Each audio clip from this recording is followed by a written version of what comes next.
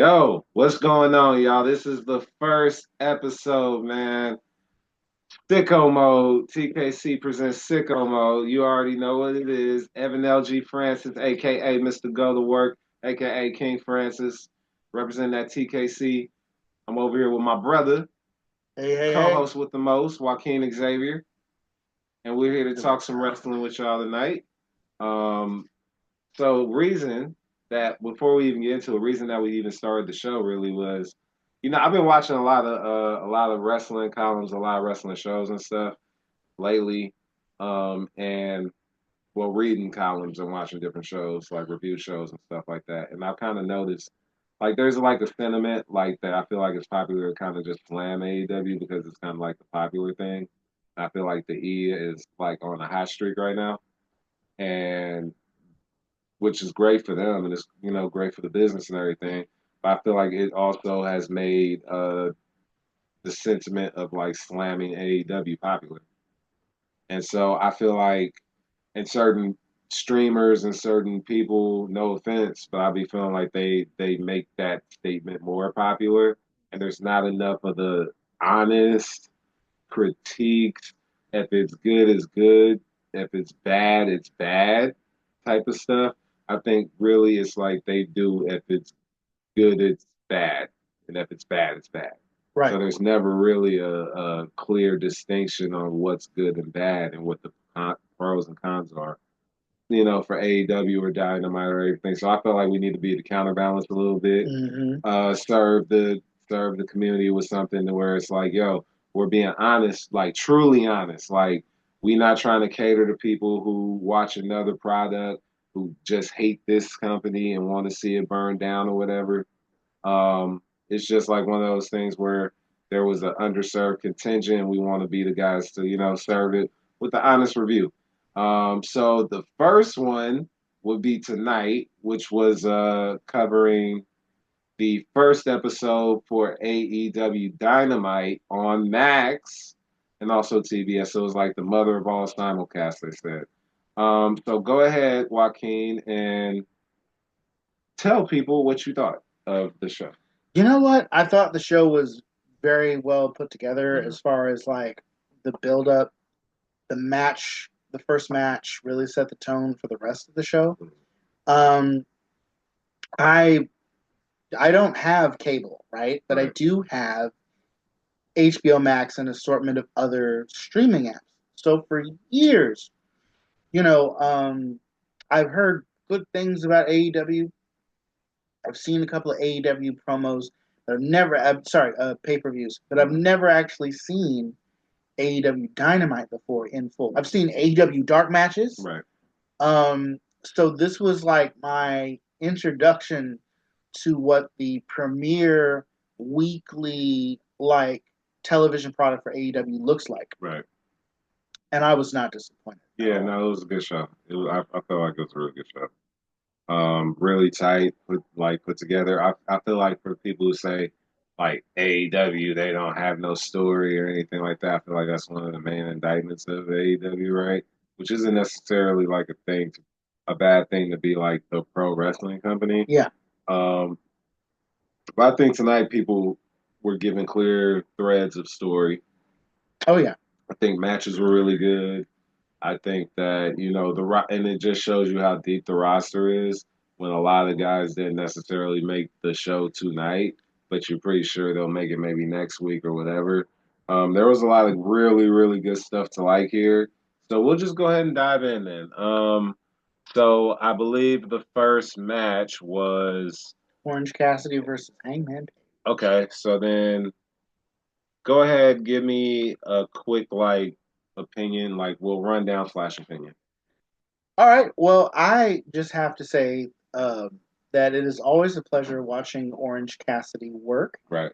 Um, I feel like Orange Cassidy is one of those guys that he would fit really well in either company, either AEW or WWE, in that he's got the athleticism and the heavy ring work that AEW prides itself in bringing, and the other company too to an extent, but also he's got this great sort of like acting and attitude that this character that he presents, and he understands that there's a camera, so he's always playing to that camera. Like he does this.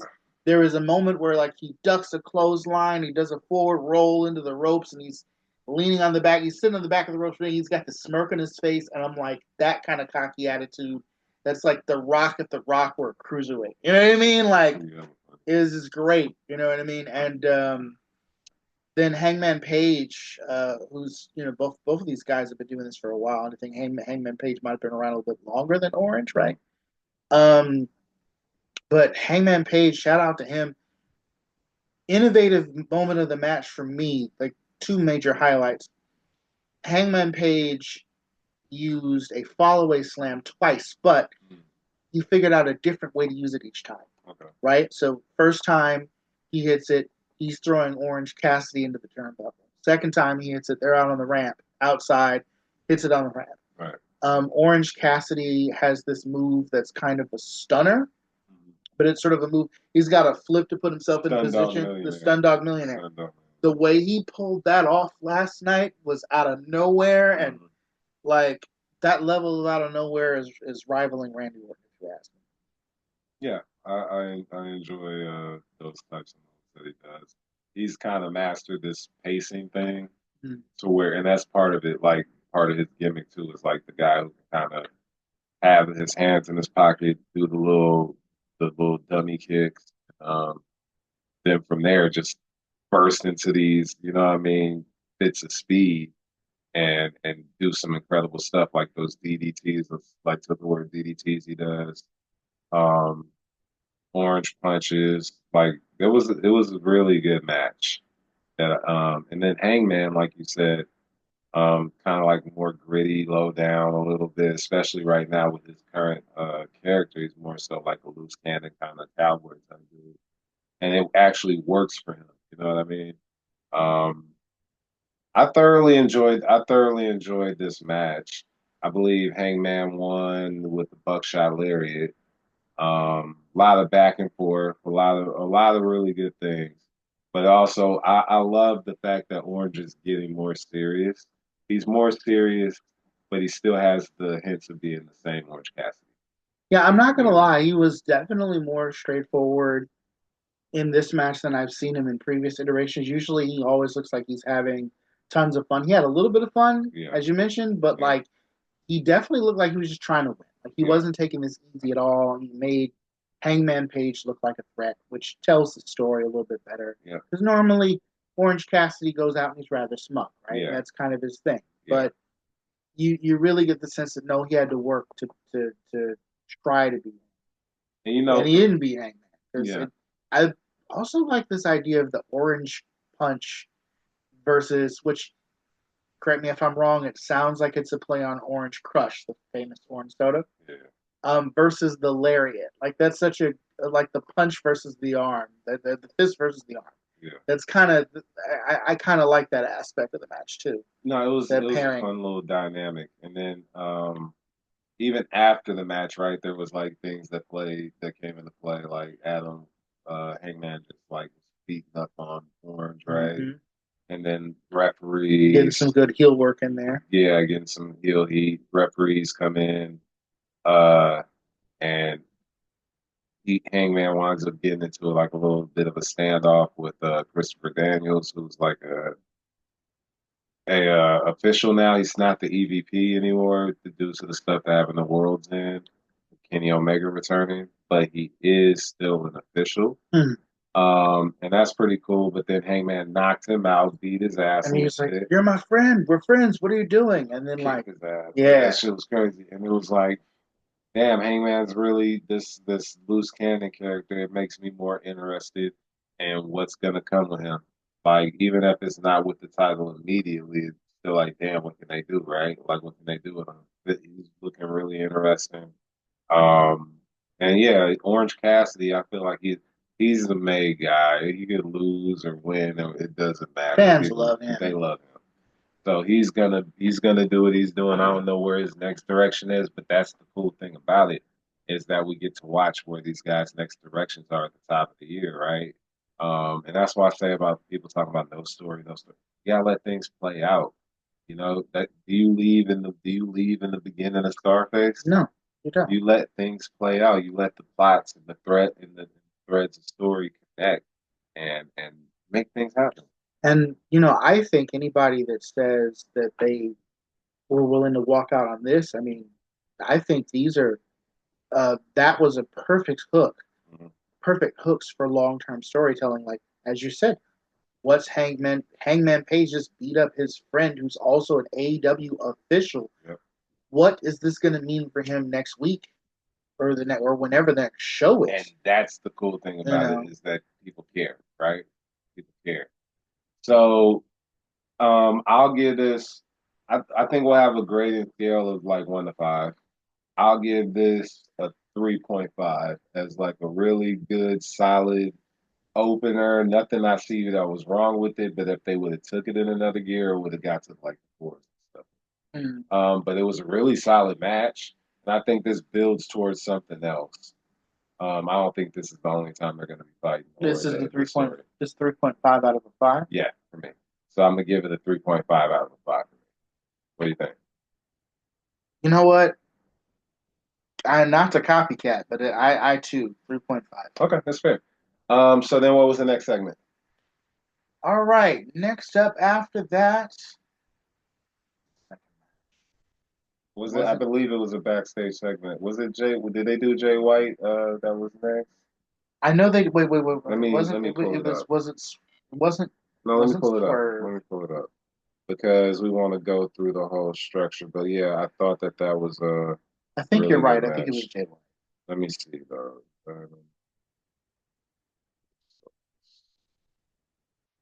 Yeah, but yeah, I thought that.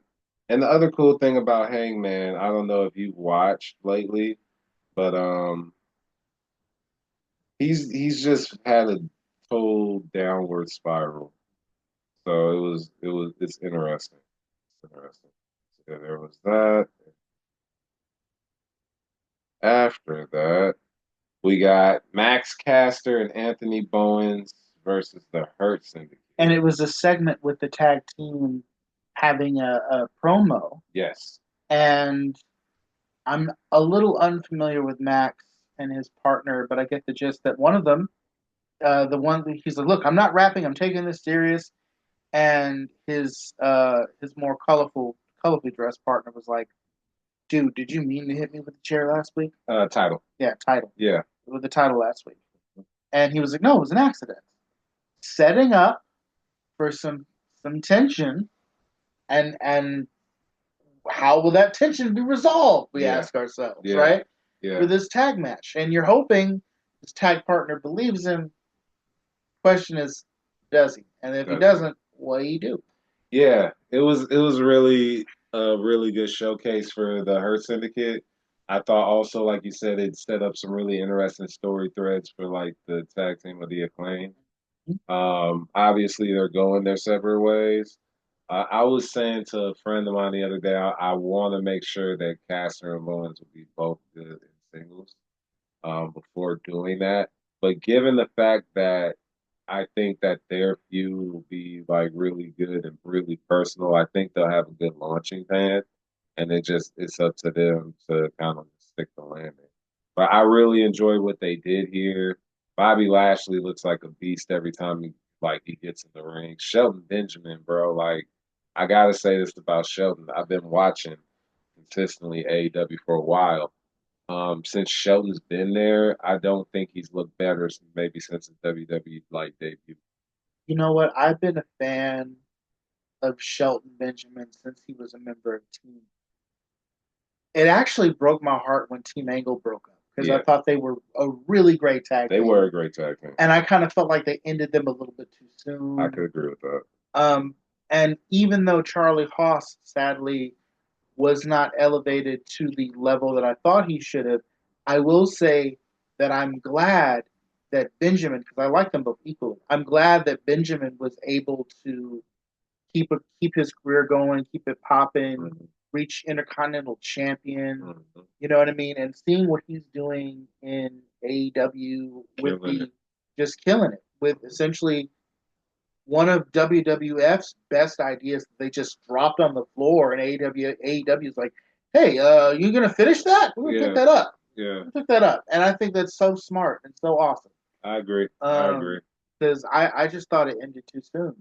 I wholeheartedly agree with that. Second chance, and who better to be a member of that collective than Shelton Benjamin? Yep. You know what I mean? Like tremendous group they got. Shelton's a great athlete.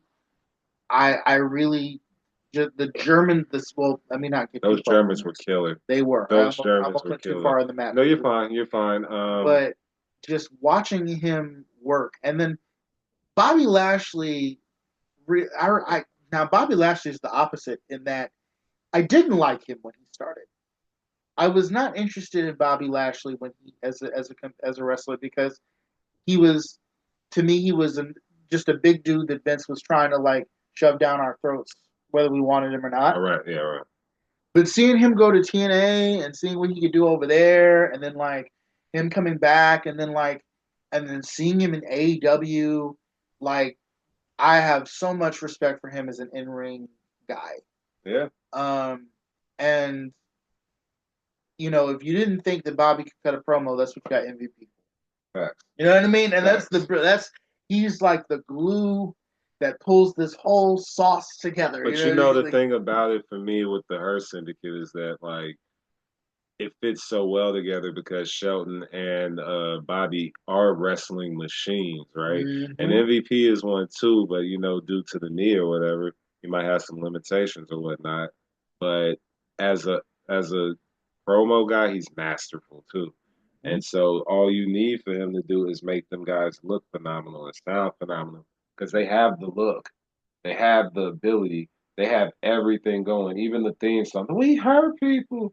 We hurt people. I'm hearing people repeat and say that line throughout the arenas. They honestly, to me, if you're gonna really strap the rocket onto a group this coming year, I think this will be the one to do it for. WWE literally dropped the ball on these guys, and AEW's really picked it up so far and did some great things. I do think you can't not you can't not have these guys with titles by the end of 2025. Oh yeah, you have to have these guys with gold. That's an easy decision. So Bowen, this ended with Bowen's kind of having a little bit of an edge on Shelton before hitting the ropes, and his partner tagged himself in. Blind tagged him, and then which got the young man Bowens absolutely destroyed for a second, and then the same thing would happen with Caster, and Bowens actually leaves the ring and abandons his partner in response to everything. Yep, and just says, "Hey, you know, Tony Schiavone pointed out was like, I think it was Tony, or maybe it was the other gentleman said, well, he's like, if you want him so bad, have at him yourself." Yep. I don't think that was Tony. Yeah. The other commentator. But yeah, it was really good little display match, showcase match for the Hurt Syndicate. That's really what it functioned as, and it really worked out. It really worked out. I just appreciate the fact that like it showed what the Hurt Syndicate to do, as you pointed out, but it also was really meaningful for the other tag team, despite the fact that they lost, because there's a separate story going on with them, and being able to accomplish two things at once, is huge. Yeah, no, I agree with you there for sure. For sure, there's no lies being told. So there's another great example of story going on. Yeah, there's that story again. Yeah. And there was also amazing, I just want to throw out, there's also really, really great wrestling in the ring as well, folks. It wasn't just, you know what I mean? Like, those Germans that Shelton does towards the end of the match, oh my gosh. It doesn't look like Homeboy is jumping. It looks like Shelton is just throwing it. Yeah, no, Shelton was yeeting him for sure. You know, Shelton is just accessing all of that training, popping the hips, something he's been doing since he's doing the amateur wrestling stuff. Yep, facts. And just throwing these guys, and it just looks so much cleaner. It looks amazing. It looks amazing. Now Sheldon's been on his shit, man. He's been on his shit. And I love, like I said, I love the syndicate. I love what they're doing. I love the fact that Bowens abandons.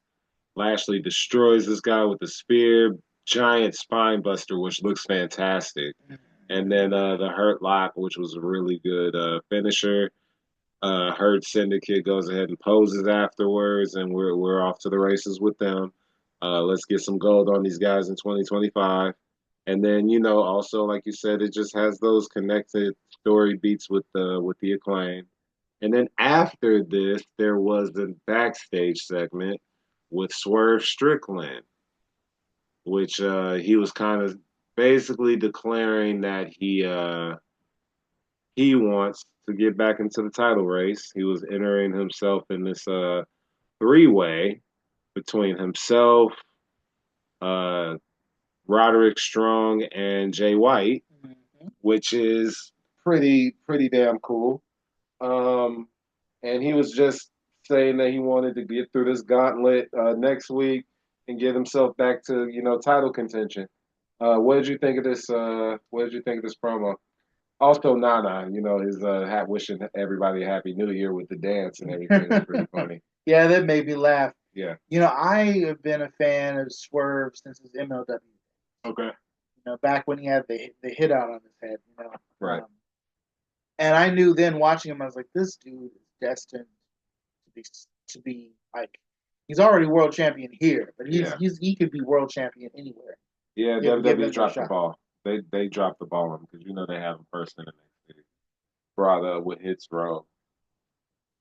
And they just dropped the ball all on that. Just the story of AEW's life is picking up the sports equipment that the WWE can't hold on to. Well, that's what I'm saying. People should really thank they stars for AEW. They lucky stars for AEW because without them, Sting wouldn't have even gotten the great send off that he did. A guy like Swerve wouldn't be a world champion. Things like that. You gotta thank these guys for. Bryan Danielson is his crazy run. The last couple of years. Just people gotta learn how to understand and respect things, right? Oh heck yeah, and appreciate things too. And so, go ahead. Swerve was great on the mic. Mm-hmm. His manager added a very awesome dose of humor at the end. That's why I love him. That's why I do love him. I think that having a manager like that's kind of goofy really lends to the face appeal. Like it wouldn't work if Swerve was like a hardcore heel. It was like, why is this really nice, funny dude hanging out with? Right. Straight up. So then next, they went to break and then came back. We had Julia Hart versus Jamie Hayter. Julia Hart, this was her first match back, I believe. After her injury, she's been gone for a while.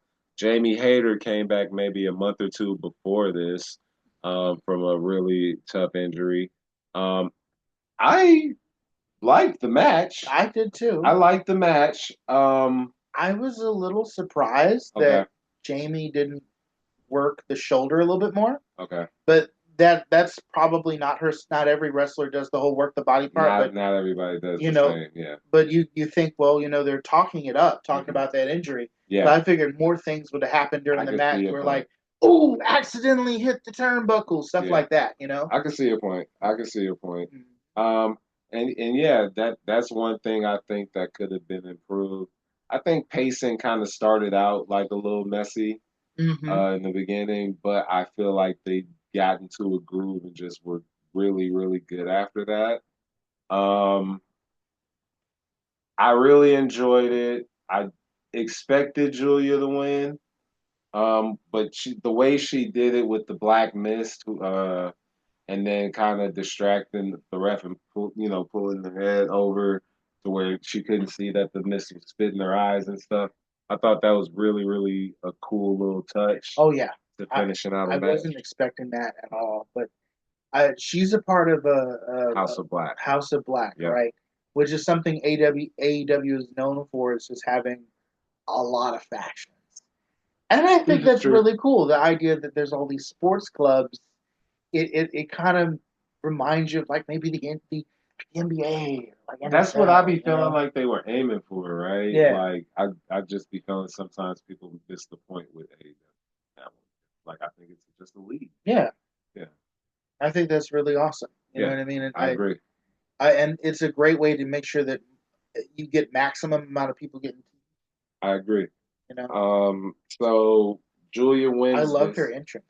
She has a great entrance. That entrance is She has a so. tremendous entrance. It's like disappears, hops. Like there's only.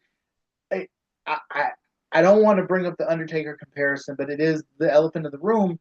But she does it so well, it doesn't even feel like a ripoff. It feels like it's her It's own her own thing. thing. Yeah. Possibly it's inspired, but she does Of it course. fucking well. Right. No, she Like, does it great. She does it great. And I'm glad she's back. She has some momentum now. Be the big name in Jamie. Jamie's gonna need some wins after this though, Tony. We gotta book her in a way. She's a former AEW Women's Champion. We don't need her in a downward spiral. Let's get Jamie Hayter some wins and keep her in a respectable position. But for what this was a good match. I'll give this thinking like I don't want to give it a 3, but maybe like I think a 3.5 is fair. What do you think? I agree. We Yeah. didn't rank the tag match, did we?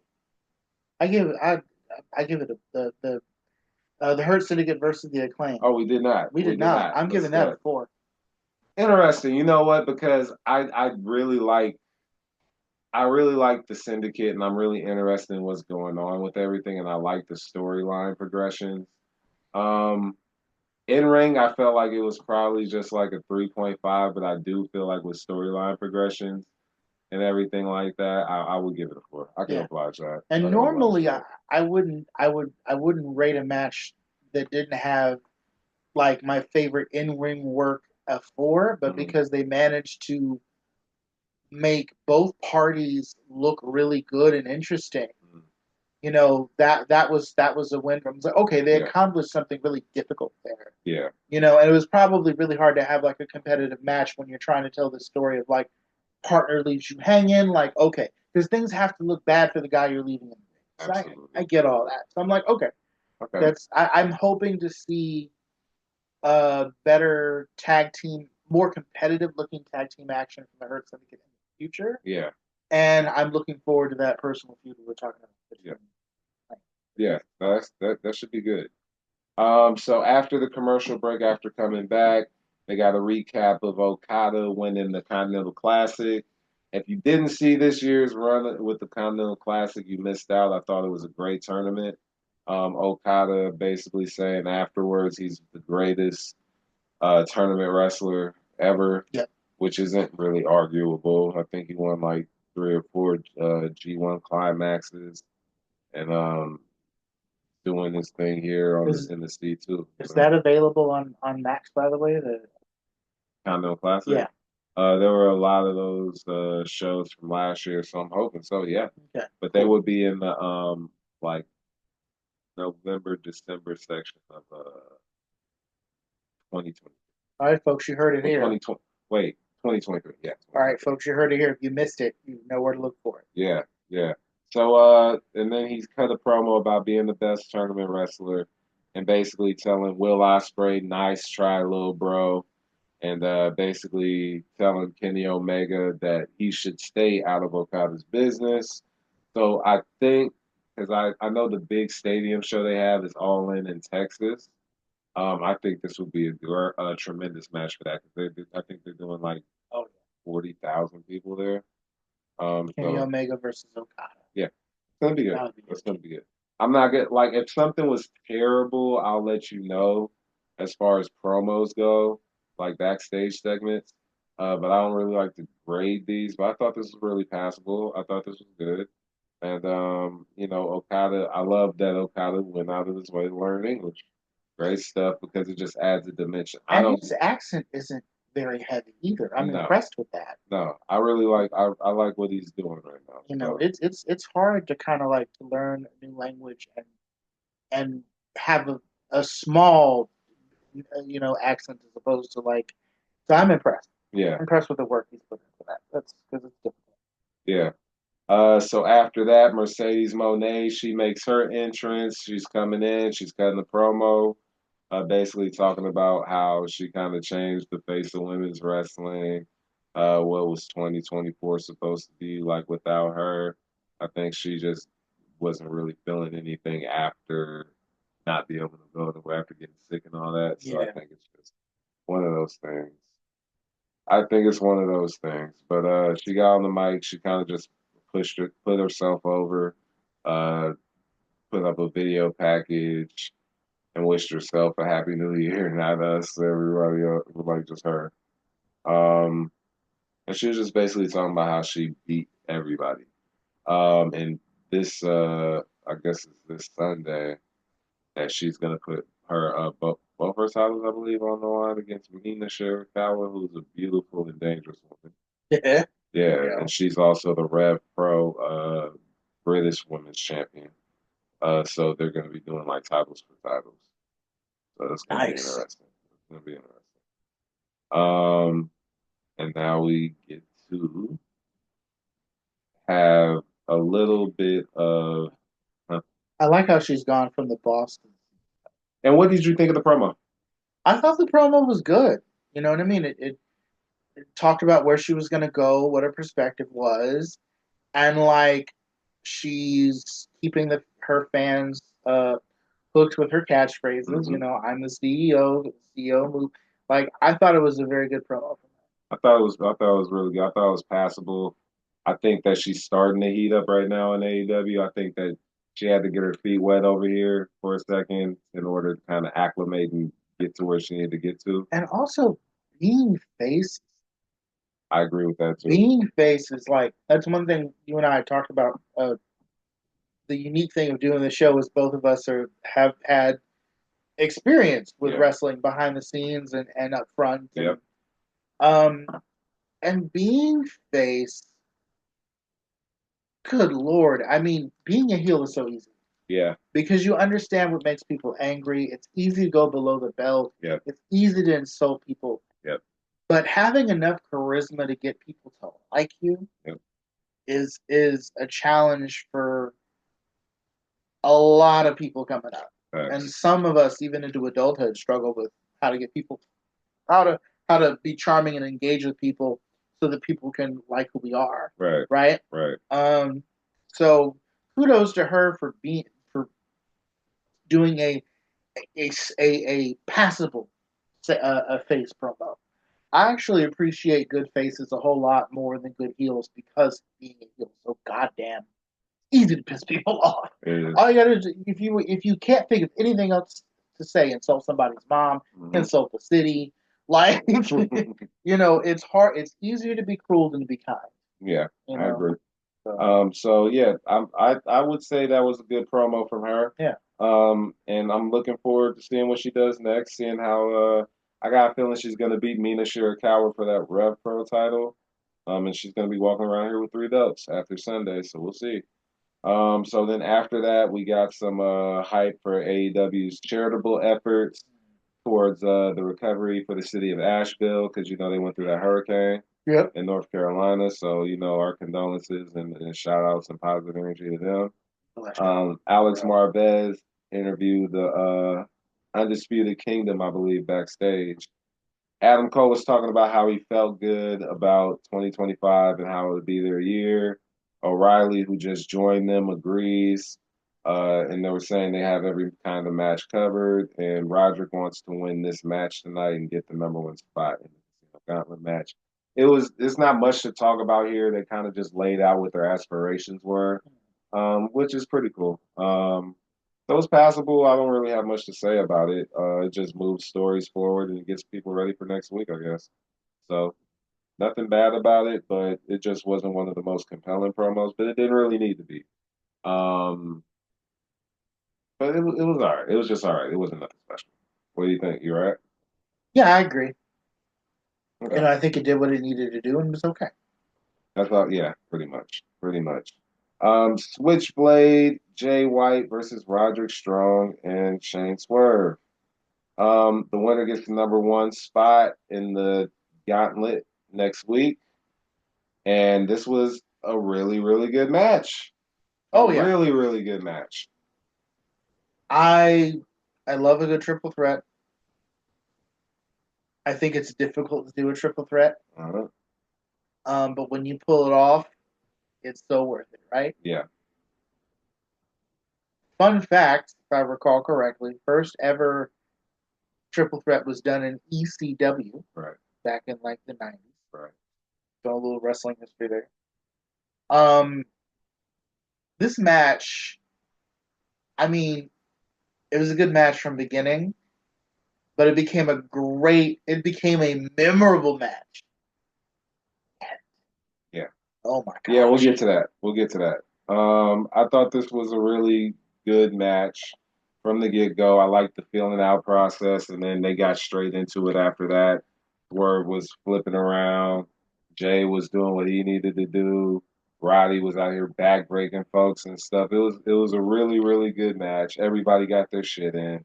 And then when we get to the end, it's looking like Swerve has some momentum. And then on the outside, who is out there, but Ricochet. and we are going to talk about him in a second. Ricochet pretty much spikes him in the head with some golden scissors, which if you I think is a really cool little callback to Swerve making fun of Ricochet being bald. Yep, So that was clever. that was very clever. Roddy went ahead and got got hit with I believe the Blade Runner, and Jay White wins. He's the number one. He's the number one guy in the Casino Gauntlet next week. And Mhm. after this, Ricochet comes and jumps the barricade. To finish the job. Yeah, Swerve's already bleeding. He's bleeding really bad. Nana tries to kind of like stop him, but And he's Ricochet kind of thrown in the scares him off. steps. Yeah, he scares him off at first, and then he starts gouging Strickland's forehead with the scissors. He starts punching him. He starts headbutting him.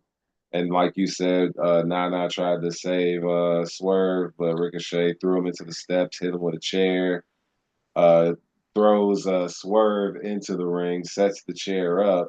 At this point, you're not really knowing what's going to happen. He sets Swerve up there and beats him down on the chair, headbutts, a few more of those, and then hits him with the Just spirit gun. vicious. Yeah, and then hits him with the spirit gun. And undisputed, they beat him so bad, the Undisputed Kingdom had to come and make the save. Ricochet's feeling himself outside, no Diddy.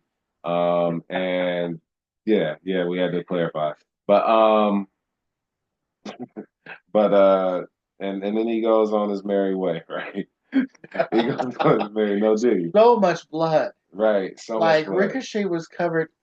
Swerve, like he must have had. Obviously, he had a blade underneath his taped wrist. Mm-hmm. And I was trying to think back. Have I ever seen him wrestle with taped wrist before? Is that a part of his regular getup, or was just this for tonight because he was going to blade? Ah man, breaking the day. My bad. But at the same time, I get it. That could be a thing, though. That would be a smart decision. But match wise, I thought this was good. I thought the pacing was great. I thought everything was really good. Everybody got their shit in. The beat down afterwards, yeah, amazing. I don't think Ricochet has ever been this interesting, like maybe since the NXT situation. Um, Especially as a heel, I don't think I've ever seen heel Ricochet, not in his WWE run at all. So for him to be getting these kind of reactions, getting this kind of heat, getting these kind of segments, First loved time it. he's ever been healed. It's interesting, and I love it. I So really go ahead. the thing that I find, this they talked about how Swerve had been mocking him, Yep.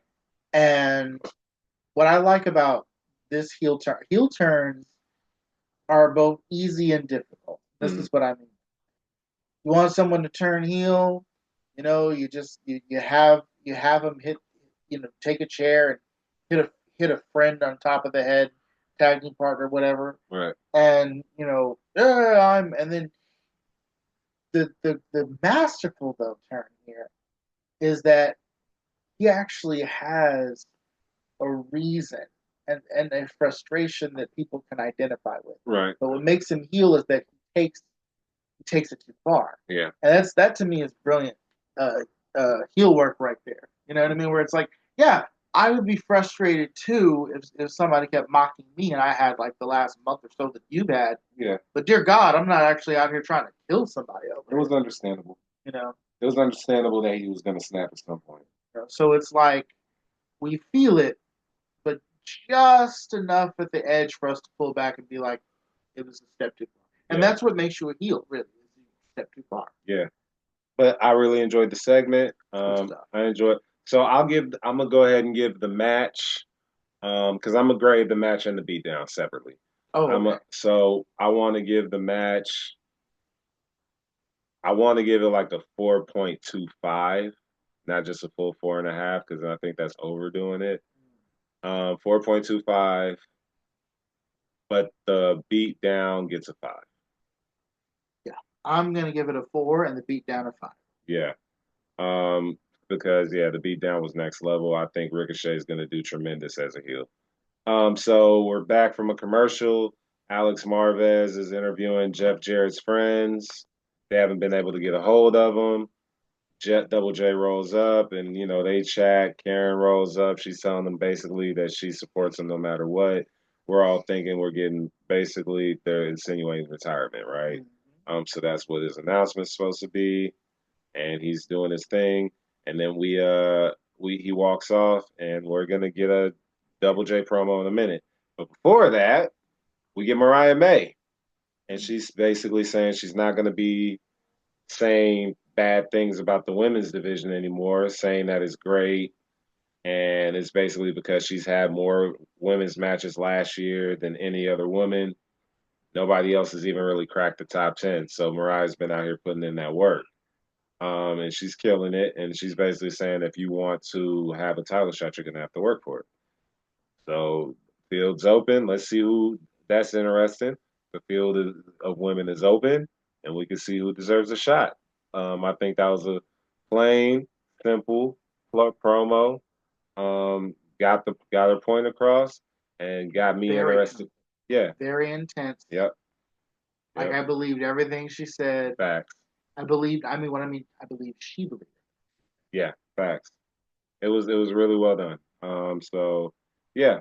So I'm looking forward to what they do with the women's division, with Mercedes, all these people out here really looking good and killing it.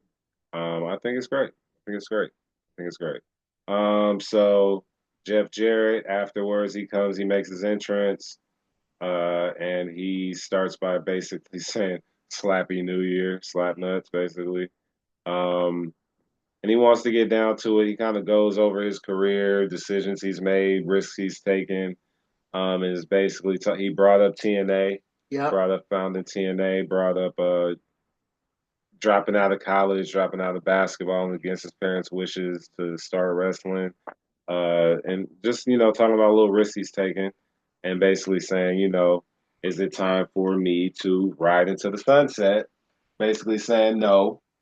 He signed one more in his final talent contract, which is with AEW. So he re-signed, and he's basically saying he's going for the AEW World Championship. He's taking the biggest risk and gamble of them all, and yeah, I thought that was a really good promo. Um, I think that Jeff Jarrett. Um, I think they might have something here, but like and with the storyline, if they do it right, because I've never seen Jeff Jarrett get cheered. Yeah, damn. This is so AEW's doing something, man, and he's doing something right with his character because I've never seen him be the sympathetic guy, but maybe once or twice in TNA once he just came back from injury or something. But I think with this, I think that AEW has earned my trust in how they treat the legends and how they use them. From what they've done with Sting to what they did with Bryan Danielson and a couple other names. I think they've been totally respectful of their legacies and what they've done. So I'm not really too concerned about this. Um, I think that Jeff is going to do his thing. I don't think he's going to win the title, but I think he'll come damn close, and it'll be a feel good moment. It's probably toward the end of his last little run. I think this will be great. I think this will be great. What do you think? Yeah, I think it's really smart to play off the angle of fan appreciation because when you make a statement like this is going to be my last run or I'm going to retire soon, he's been in this business so long. He's been in so many companies. Any wrestling fan on the planet is going to know who Jeff Jarrett is. Yeah. Yeah. Like you cannot. Dude was in both major companies in the 90s. I don't think he was in ECW ever, but created TNA as he referenced without dropping the name, but we all know. Right. Global Force Wrestling, which I know it's. You just had to bring that up. You just had to bring that up. What do you say? But you are the wrestling historian in this shit, so I'll give you that. And like, dude has multiple companies under his belt, and then you think, well, and I really like the fact that he said that he thought TNA produced some of the greatest stars. I'm glad he said it, and I don't disagree with that either. Like giving light to the folks that you brought forward. Shout out to AJ Styles. Right. Shout out to AJ Styles. Christopher Daniels. Samoa Joe. Guys like Varian got they most definitely Abyss. Mm-hmm. There was some great names. Kurt Angle had one of his craziest runs. Probably his Kurt best Angle run. was on TNA longer than he was in the E. Yeah, I was about to say he probably had his best run. That. Yeah, in ring, he had his best run in TNA. Incredible, hands down. So, I think that if you're going to retire, this is the way to do it. Yeah. You prepare your fans, and even if you're not a Jared fan, you hear this, you remember all the years, and you go, man, yeah, like you had me clapping it. He was a legend. He's a legend. He's a legend. He is and a legend. and the impact. Sometimes we don't fully appreciate the impact somebody has had until they're either gone or about to go. And that's not just with entertainment; that's with life. Yeah.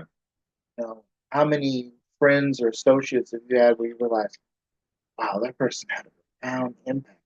I didn't even realize it. Yeah. And so, I think that I, I would say, and this isn't done often, but maybe for Jeff Jarrett, maybe it's deserved. What's that? He has a stipulation that if he wins the belt on, say, like the last night of his contract, then the belt goes to tournament. I don't think he even needs to win. Like I know he doesn't have to, but I can understand what you're saying. Like, and he can retire champion. He doesn't need to go through all run. Yeah, I get it. I don't think he's gonna win it. If he does, cool. I'm sure there would be a great story behind it, but I don't think he needs it. No. No, he could lose and it'd still be fine. Yeah, I think he'll be fine. Like, how many times is he TNA champion? A ton, bro. A ton. Did he book himself to win the belt? Here you go. So I ain't never getting signed. But like, I'm sorry. I'm playing. I love you, Jet. I love you, Jeff. Don't even do it now. So anyway, Hook cuts a promo afterwards. He's talking about what he starting what he finished. Finishing what he started with Christian Cage and like choking him out. Pretty simple promo. Nothing really to talk about. But I like Hook. I think they have potential for a good feud here with Christian and the Patriarchy. I've seen a couple matches that have gone down, a couple segments that have gone down with them. I'm waiting for them to kind of like really let them rip and kind of let Hook really get out there and let it rip. We'll see where the story goes. That's again, we have to look at where the story is going. And I'll come back maybe 2 weeks to this. If there isn't any progression and we're doing the same thing, then I'm gonna say something about that. For real. Hook, I do think is a decent promo. I think everybody can get better. And so, but he's a young guy. He has a shit ton of potential. That's Taz's son, great pedigree. And he's going against Christian Cage, and feuding with Christian Cage is one of the best in the business ever. It's just consistent as shit, and I feel like still one of the most underrated wrestlers, period. So I think they'll be fine. Any thoughts on that? No, other than that, I completely agree. Yeah. I very straightforward, very like Hook again, intense, matter of fact, gonna choke you out. I didn't know he was the son of Taz, but now that That's you say Taz's that, son. I can't unsee that. Yeah, I mean, you see it through the suplexes. Like you'll see some of his matches. Does the suplex? His finisher is like Taz mission, but he calls it the Red Rum. So yeah, he goes in. He goes in, and he has that aura like Taz to where he can no sell and kind of do some things, Is even though Taz working for AEW behind he the is scenes? he is a commentator for them, but I think he had knee surgery or something like that. Okay. So he just needed to rest. Um, so after this, we have Powerhouse Hobbs, who is in a handicap match against Rob Killjoy and John Cruz. Again, not much to say here. I will say this was a squash, but Powerhouse Hobbs, I've always said he's had it. He's from East Palo Alto, so shout out to him. Not that far off, Right. you know. We're neighbors. We're neighbors. We're from Richmond, California, so you know what I mean. I've always liked his style. I think that you could I could make a case for him to be in the syndicate, but I could also make a case for him to just do his own thing. And He would definitely add to the syndicate, but yeah, like I think him doing his own thing right now is a good part. I don't think he's been in a lot of factions.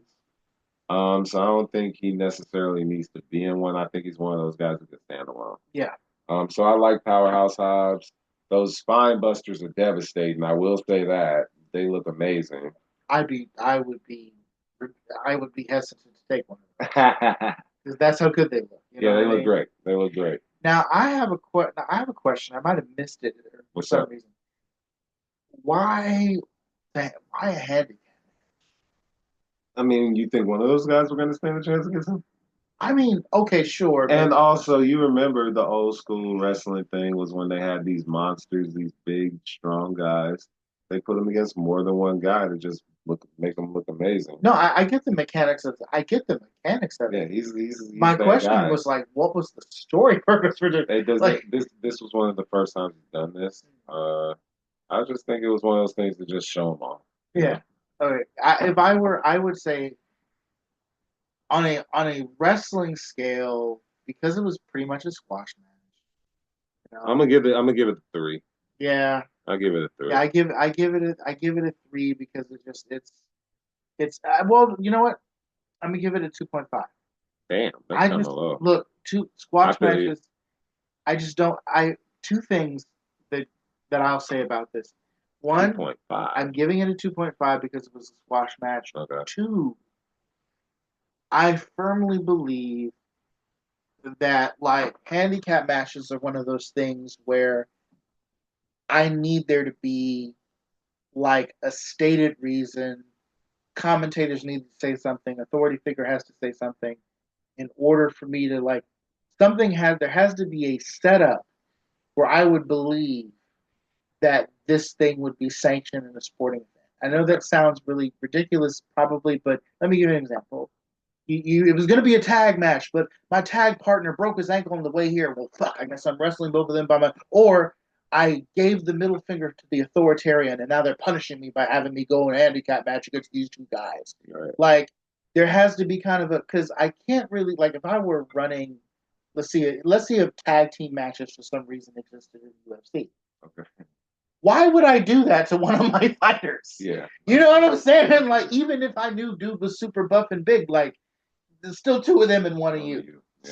So there's got to be some kind of. So that's another reason why I'm like grading it lower is because the match logic just wasn't there. Yeah, I'll give it a three. I just look at it like it was a typical squash match. I've seen these Yeah. from like old school wrestling to a little bit of the newer stuff. Powerhouse Hobbs is no doubt he can. He's been taking on great guys like Takeshita and guys like that. He just can't. Also, I also believe because he just lost the international championship match that he had against Takeshita at World's End. I think they just needed something to really reestablish his momentum Oh and yeah. make him look as devastating as possible. So I get it. It's understandable. I'm still gonna give it a 3 just because like squash match is a squash match. You know how I would have booked it? What's up? Based on what you just said, this is based on what you just said. I would have said, well, look, he's going to go out there and issue a big challenge and say, I don't care how many people here, I will take on anyone and any number of people, and then two people show up to take on us. Yes, because he's Well, got something to prove. yeah, I can see that. You know, And that could be like a gimmick he does even now. That would be dope as fuck. Yeah, I like that. I like that idea a lot. I like that idea a lot. But yeah, 3, 2.5. All right. So then backstage segment with Big Bill and Brian Keefe from the Learning Tree, which is Jericho's group. Perfect asshole. Yeah, perfect asshole. First Big Bill was basically saying, "No, this place is great. We're in Nashville. I'm happy to be here. This is great. Well, this is good." And then Brian Keefe over here, "It's alright." You know what I'm saying? It's perfect. It's alright. And then Bill's like, "Yeah, it's alright." And they were just talking crazy. They seen rated FTR, Adam Copeland, who's going by Cope now, and FTR, Dax Hardwood, Cash Wheeler, had a nice little back and forth with Cope and FTR getting the better of it, and basically kind of setting up the threads of a story between like Chris Jericho's Learning Tree and maybe rated FTR, which I think is happening in Collision this coming Saturday. So very cool little backstage segment. I enjoyed that. I thought the interaction was cool. I like Big Bill. I think that he has a lot of potential. I always thought he had a lot of potential. Even in the Enzo and Cass situation, I thought he had a lot of potential, right? Um, yeah, pretty decent backstage segment. What do you think? I thought it was good. Yeah, I enjoyed it. I enjoyed it too. And then afterwards, we got a memorial graphic for Sweet Daddy Siki, who was a guy I believe in Canada who was breaking racial barriers as a pro wrestler. He had trained Pope, he Yep. had trained Christian, and a couple other guys. Man, he was the real deal. He was the real deal. So shout out to him. Rest in peace, and may your soul rest. Real talk. Straight up. Hat off for that one. Yeah, not straight up. We've lost a lot of legends, so condolences to the legends we lost last year. So not even just in wrestling, music and acting, all that stuff. So rest in peace, y'all. Yeah. All right. Rest in peace. Rest in peace. So then we get back from commercial. We get a kind of bloody MJF sitting down. This basically. promo. Yeah, he absolutely killed one this. of my favorite promos of the night. Yeah, he said he was talking about how he's putting the whole Adam Cole thing behind him. He wants the AEW championship back. He's basically saying he's hunting John Moxley. He doesn't have a problem with Moxley, but he wants his title back because he never really lost He it. said, "You can burn this company to the ground. I want my belt. I want my belt." So very, very good. So MJF is putting Moxley on notice and basically putting, the whole title scene on notice, as a matter of fact. So that was really interesting. I thoroughly enjoyed it. Like you said, probably my favorite promo of the night. Just a lot of energy and really good story progression. So yeah, I really enjoyed that. I really enjoyed that. Any add-ons? Or you good on that? I'm good on that. Okay, yeah, no, that was a really good one. And then we get to the main event, which is the Death Riders. Boy. Claudio Castagnoli, Wheeler Yuta, and John Moxley versus Rated FTR. Now there is some background here. They mentioned Wheeler Yuta. I guess it sounds like he turned heel and joined them. Yeah. Yes. He's accused of being brainwashed. Well, the thing about it was that Yuta really had a lot of admiration for Brian, or so it seems. So basically, when everybody kind of turned on him in the storyline, he basically had a choice, and he just went ahead and turned on Brian as well, and kind of assisted them on taking him out. So yeah, There's a lot of story there. There's a lot of good. There was a lot of good in this match. I and with Cope, this being his first match back, in months, and then it being in basically his new hometown, basically, which is Asheville, and they've been going through it, and it was just really really good to see. And I'm proud. I'm proud of them for being able to do an event like this, fight for the fallen in Asheville to kind of raise some money and do all that stuff. Beautiful. Yeah, it's amazing. Match was really well done. I like Coco. I've always liked Edge and stuff when he was doing his other shit. But this Cope character, this whole thing that he's doing, the intensity that he brings to AEW, his partnership like rated with FTR, I like all of it. And this match was really well done. Really well done. Uh Claudio coming in with those uppercuts when he did, using his strength. Um, and just everybody. This is the first time I've ever seen somebody get an uppercut. It was like dude was thrown to the ropes. I think Yeah. Cassioli was outside, and then he uppercuts the guy as his head was like poking out of the ropes. Right? Yeah. And the timing on that was perfect. Absolutely. It's like it's just it happened at the right moment at the right time. Castiglione just happened to be there, and you could tell he just instinctively just went up. Yeah. And like that was, I was at home, not at home, but I was in the DMV watching this on Max, and I wanted to chant, "This is wrestling" so bad. So. Yeah, no, that was a really, really, really, really, really good match. Clean finish. Oh yeah. Everything you could really ask for. So I'm assuming that we're going to get, well, not even really a clean finish, right? Because Jay White came in, did the run in, and hit the Blade Runner, right? So it wasn't even a clean finish. But to me, it was a great finish because now we're getting some Death Rider losses accumulated. And it also gives Copen the momentum. It also keeps Jay White in the conversation, right? So I really thoroughly enjoyed this. I really did. This was a really, really solid, really good main event. Um, and I always look at closing visuals. How does the show close? It looked great. Hope did his thing. I can't do nothing but really show love to AEW for putting this show together like they did. Amazing. Like I said, Max too. Um, just for stepping it up. I feel like they stepped up the stuff today or the other night. So they heard the call and they answered. And I understand also, when you sign this kind of deal and you go into effect like that, that people are gonna want to just like coast, right? But I'm proud of them for just sticking to, we're gonna take these things to the next level and address whatever change made or whatever. Keep trying to take this to the next level. So yeah, shout out to them. So, after reviewing this now, what grade would you give the first out of 5 episode of Dynamite, January 1st, 2025, scaled up to 5? I give it a 4.4. Yeah, no, that's fair. That's fair. It had a little bit of everything there, and everything that was in there was really, really good. Like really, really good. So I think that I would say on a scale of 5, yeah, I can agree like a 4.5. I'll give them the 4.5.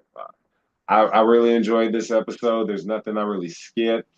There's nothing, and when I can say that, we're going in the right direction. Oh yeah. So yeah, shout out to AEW. This was a really good show. I'm looking forward to next week, but I'm also looking forward to Collision. We're not going to cover Collision yet. Here's my thing with what we want to do. Our mission is to, represent the wrestling fan that likes pro wrestling, right? And actually gives a damn about the art form and all that stuff. Some people don't. And that's okay. But that's the separation where it needs to be at. Yep. Um, Yeah, bro. So no, I'm very proud of us being able to knock that, what I mean, out. And just because we were talking about this and talking about how underserved the community can be, and especially because we're two young, like in the middle of wrestling fans, right? Mhm.